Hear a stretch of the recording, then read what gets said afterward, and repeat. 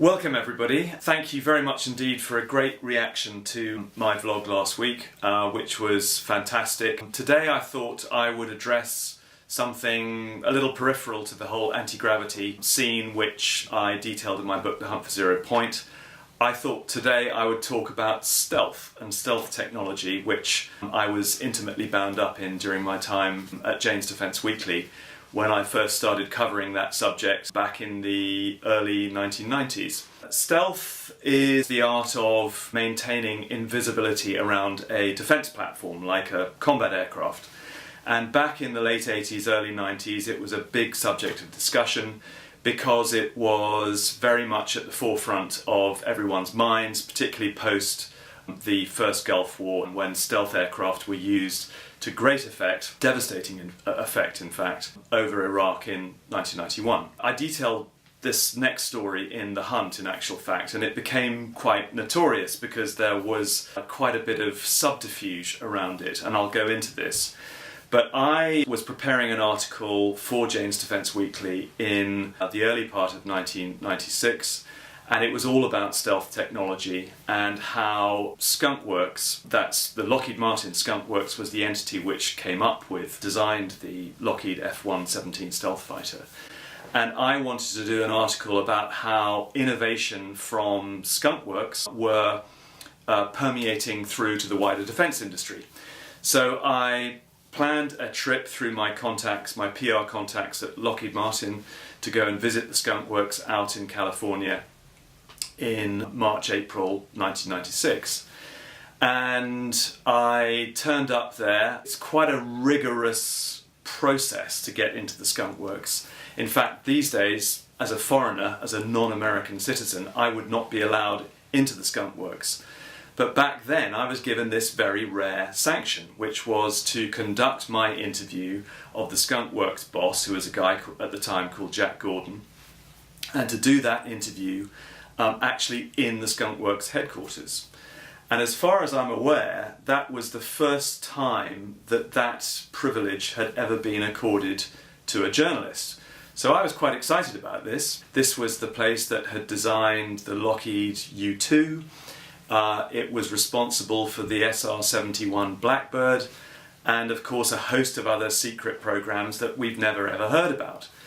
So that morning I arrived at the Skunk Works. I arrived at the public relations building, which is outside the main body of the facility, and I was escorted into the main Skunk Works complex. You can imagine multiple bits of security. My passport was checked, my papers were checked, I had people, all around me escorting me into the headquarters building. And I walked in, I was led down a corridor into an office where the interview with the Skunk Works boss, Jack Gordon, took place. And I guess that interview probably went on for about half an hour. And my questions were pretty carefully choreographed. I mean, I had to prepare them and submit them ahead of time. One of the questions was, how many aircraft, Jack, have you worked on in your time with the Skunk Works? And he said, well, I've worked on 15 aircraft while I've been here, but I can only talk about 12 of them. And I pressed him a little bit on that, but obviously he wouldn't talk about the missing 3. And then on my way out, and I detailed this in my book The Hunt for Zero Point, as I'm walking out of the building under escort, I turn and look to the left and I see this chart that I hadn't noticed on the way in.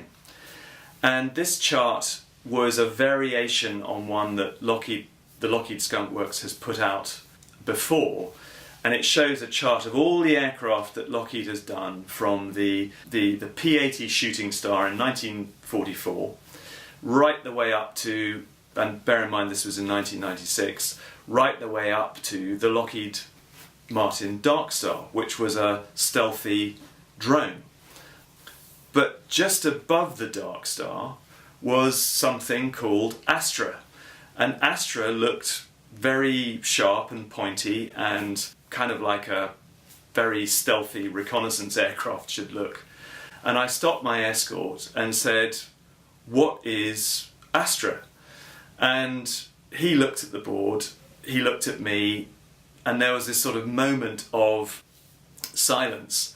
And then suddenly I was just bundled out of the building. And like a sort of rather annoying kid, I kept asking this guy, "What's Astra? What's Astra?" all the way out of the building. And he said, "Look, we'll get back to you and we'll tell you. But, for the moment, that's all you're going to get from me." So I get back to the UK, still like that rather annoying kid. I keep emailing him saying, "What's Astra? What's Astra?" Eventually I get a reply, which is, Astra was a high-speed airliner project which we pursued in the 1970s and which we then cancelled it. And that's all you're going to get from us. So thank you and goodbye. I sort of thought about this incident long and hard at the time, and I thought about it long and hard since. And of course we all know now that there's a great deal of disinformation around stealth programs. I even knew that the DoD, the Pentagon, is not past perpetrating a bit of disinformation through channels like me. I mean, albeit I'm the unwitting conduit of this. And I realised at the time that actually what this might have been was some kind of trick, and that this Astra program, which has never been acknowledged before or since, that might have been some deliberate ploy by them to make the world think that the Americans had developed some pokey new spy plane called Astra. And this was at the time that everyone was very much focused on a program called Aurora, and Aurora was meant to be this very fast, high-flying spy plane to replace the Lockheed Blackbird. So could Astra have been this replacement? And actually, many years afterwards, and I'm thinking probably about 10 years afterwards, I was with a former Skunk Works boss, and I thought I would ask this guy whether the incident that took place in 1996 was for real or whether it was some kind of hoax. And he said to me, "You know what, Nick, we really screwed up. You weren't meant to see that chart on the wall, but for some reason security got it wrong that day and you saw it, and it was a total screw up on our part." So I said to him, "Okay, well, if it was a screw up, then when are we going to see that Black World aircraft, that secret aircraft, out in the open?" And he said, "Well, probably in 2 or 3 years." Well, needless to say, many more than 2 or 3 years have passed since he told me that we were going to see that plane. But funnily enough, actually in thinking about this interview, and I thought I'd take a look at my diary from 1996 to remind myself of the day that I actually went to the Skunk Works.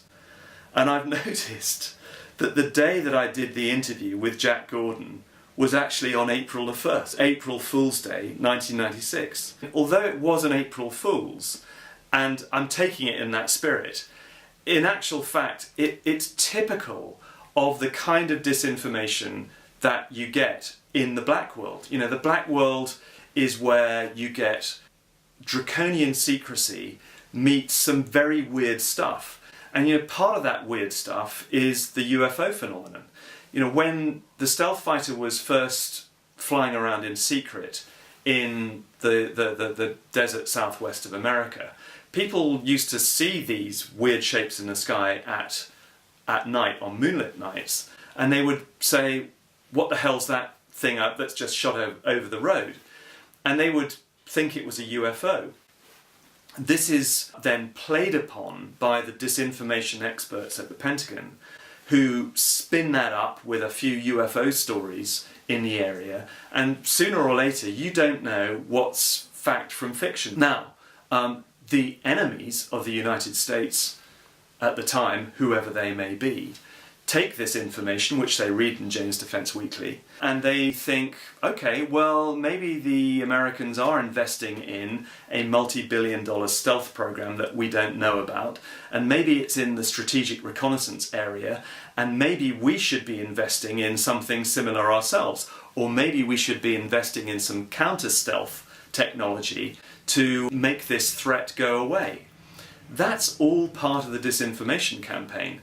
So even though it has this sort of, now I see, quaintly innocent April the 1st twist about it, in actual fact it serves a very serious and hard underlining purpose, which is to get people to invest in stuff, or at least think about it, in a way that makes them go spend money, possibly hundreds of millions or even billions of dollars, or let's face it, rubles, because it was, all of this stuff, at least at the time, was being aimed at the Russians.